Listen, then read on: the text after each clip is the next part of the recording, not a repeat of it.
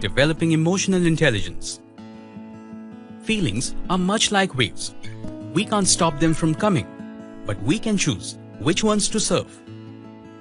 If emotional intelligence plays such a crucial role in success, and most importantly, our level of happiness and well-being, the million-dollar question is surely, can emotional intelligence be developed?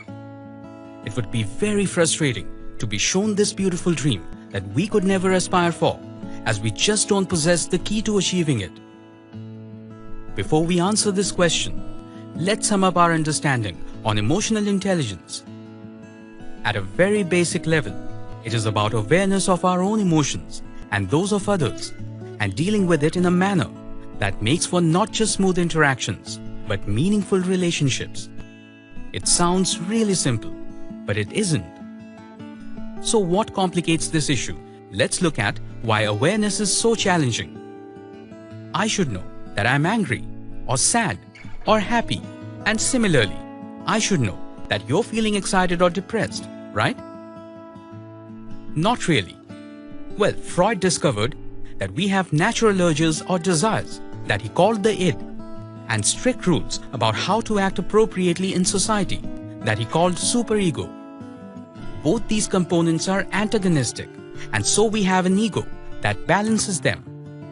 The ego yields to our urges in appropriate ways so that socially we are accepted. You wouldn't snatch a chocolate bar from a child, no matter how strong the urge was to do so. But you could buy a chocolate for yourself. The ego is very important to our survival. For without it, we would either be at the mercy of our id and kill anyone who stood between us and our pleasure, or be at the mercy of the superego and kill ourselves and our pleasures through the tyranny of the should. To protect the ego, we have defense mechanisms that function as filters to not allow any threatening messages to get through. The main purpose is to make us look better than others. If we have a negative thought, we justify it by thinking that the other person made us feel that way, or if we disguise the feeling as something else. So sadness now appears seriousness, or envy is just healthy competition. Can you see how these defense mechanisms create barriers to our awareness? We project motives onto others too. So if someone doesn't greet us, we may think that they are jealous of our promotion. Our perceptions are often colored by our ego needs, hence they are not accurate. Well, what can we do? Number 1. Be aware that we have these filters, so check our hypotheses against actual data. Is this person avoiding me all the time? Look for alternative explanations. Could it be that this person is preoccupied or just busy?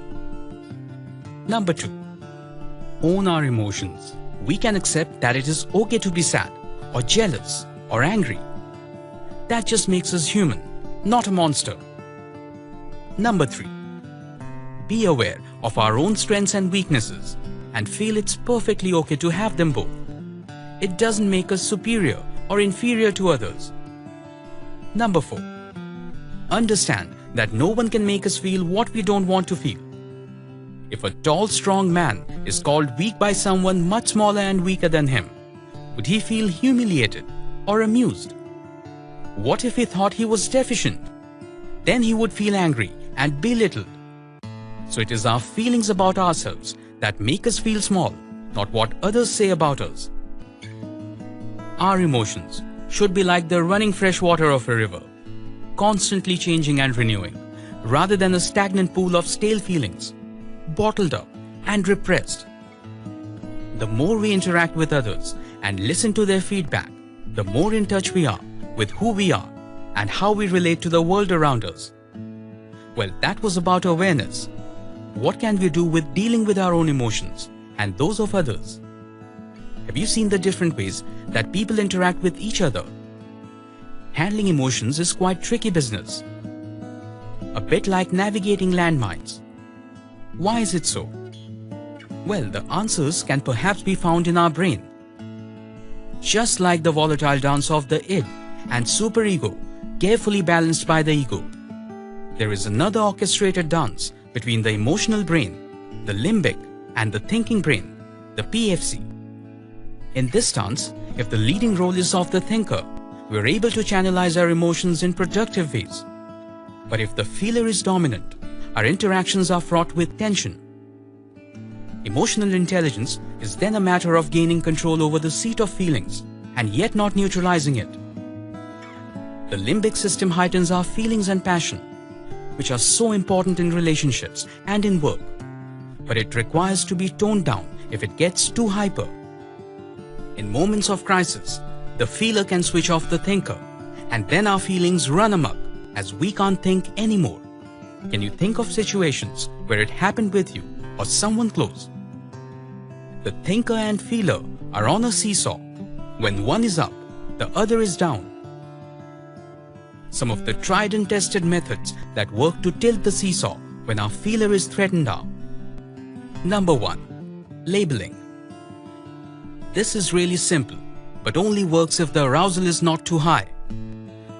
Just by observing the feelings and identifying them and mentally describing them, you seem to gain some control over them. By thinking of our feelings, we are tilting the seesaw away from pure feeling. Number 2. Cognitive reappraisal. I was once asked why I feel angry instead of compassionate with people who act wrongly. I couldn't imagine how a wrong action could make me feel compassionate. I was then asked, you know what is right and what is not. They don't know. So isn't that a reason to feel compassion? A dramatic shift in perspective changed the way I felt about it. Number 3. Mindfulness. This is a process where you observe your thoughts, your breathing, and your sensations, and gradually the fury subsides and cool reasoning flows in.